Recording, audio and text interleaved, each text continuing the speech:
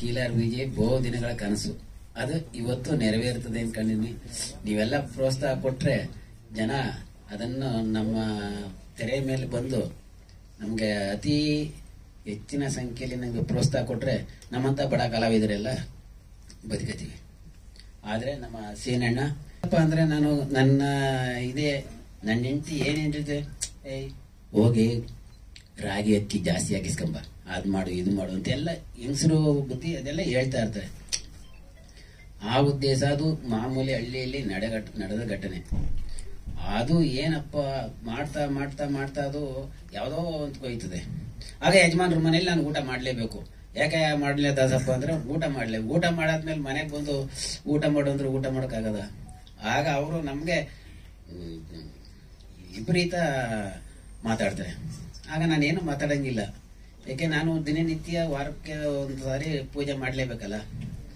ಏನಾರ ಅಂತ ನಮ್ಮ ವಿಜಯ್ ಸರ್ ನಮ್ಮ ಡೈರೆಕ್ಟ್ರು ಸ್ವಲ್ಪ ಅನುಗುಣವಾಗಿ ತಕೊಂಡು ಹೋಗವ್ರೆ. ಹೇಗಿತ್ತು 20 ವರ್ಷದಿಂದ ಊರುಗಳ ಹಳ್ಳಿಗಳಲ್ಲಿ ಹೆಂಗ್ ನಡೀತಿತ್ತು ಅನ್ನೋದನ್ನ ಇವತ್ತು ನಾವು ತೆರೆ ಮೇಲೆ ತೋರ್ಸಕ್ ಟ್ರೈ ಮಾಡಿದೀವಿ. 90% ಟ್ರೈ ಮಾಡಿದೀವಿ. ಹಾಗಾಗಿ ಇದೇ ದಾಸಪ್ಪ ಕಣ್ಣಲ್ಲಿ ನೋಡಿದನ್ನ ಸ್ಕ್ರೀನ್ ಅಂತ ಇದ್ದೀನಿ. ಇದು ನಮ್ಮ ಸಿನಿಮಾದ ಒಂದು ಸಣ್ಣ ಕ್ಲೋಸ್. ಒಂದು ಊರ್ಲಿ ಒಬ್ಬ ದಾಸಪ್ಪ ಅಂತ ಇರ್ತಾನೆ, ಅವಂದು ದಿನಚರಿಗಳು ಹೇಗಿರ್ತವೆ ಮತ್ತೆ ಅಕ್ಕಪಕ್ಕ ವಾಸ್ತವ ಹೇಗಿರುತ್ತೆ ಅಂತ ಅನ್ನೋದನ್ನ ಬೇಸಲ್ಲಿ ಇಟ್ಕೊಂಡು ಮಾಡದಂತ ಒಂದು ಕತೆ. ಇದರಲ್ಲಿ ಒಂದಷ್ಟು ನ್ಯಾಯ, ಪಂಚಾಯತಿ ಮತ್ತೆ ಹಳ್ಳಿಲಿ ನಡೆಯುವಂತ ಒಂದು ಎಲೆಕ್ಷನ್ ಇರ್ಬೋದು, ಮತ್ತೆ ಒಬ್ಬ ಕುಡುಕ ಇದ್ರೆ ಯಾವ ತರ ಕ್ವಾಟ್ಲೆ ಕೊಡ್ತಿರ್ತಾನೆ, ಇದನ್ನೆಲ್ಲ ಇಟ್ಕೊಂಡು ಆಧರಿಸಿ ಮಾಡಿರುವಂತ ಚಿತ್ರ.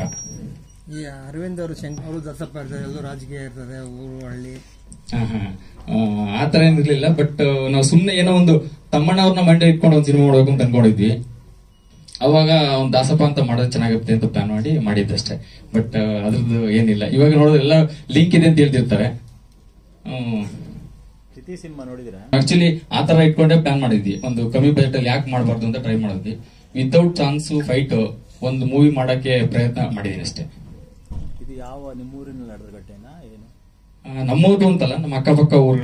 ಮರ್ಯಾದೆ ಕೊಟ್ಟು ಎಷ್ಟು ರೆಸ್ಪೆಕ್ಟ್ ಇಂದ ಮಾತಾಡ್ಸಿದ್ರು, ಎಷ್ಟು ಚೆನ್ನಾಗಿ ನೋಡ್ಕೊಂಡ್ರು ಅಂದ್ರೆ ನಮ್ಮ ಪ್ರೊಡ್ಯೂಸರ್ಸ್ ಅಂದ್ರೆ ನಮ್ಮ ಅನ್ನದಾತರು. ಪ್ರತಿ ಒಂದು ಟೈಮಲ್ಲೂ ನಾನು ಹೌದು ಅವ್ರು ಹೇಳ್ದಂಗೆ ಬಿಫೋರ್ ಕೊರೋನಾದಿಂದನೇ ಸ್ಟಾರ್ಟ್ ಆಯ್ತು 2 ಶೆಡ್ಯೂಲ್. ಒಂದು ಫಸ್ಟ್ ಮಾಡಿದ್ರು, ಈ ಕಡೆನೂ 2 ಟೈಮಲ್ಲೂ ಇದ್ದೆ ನಾನು.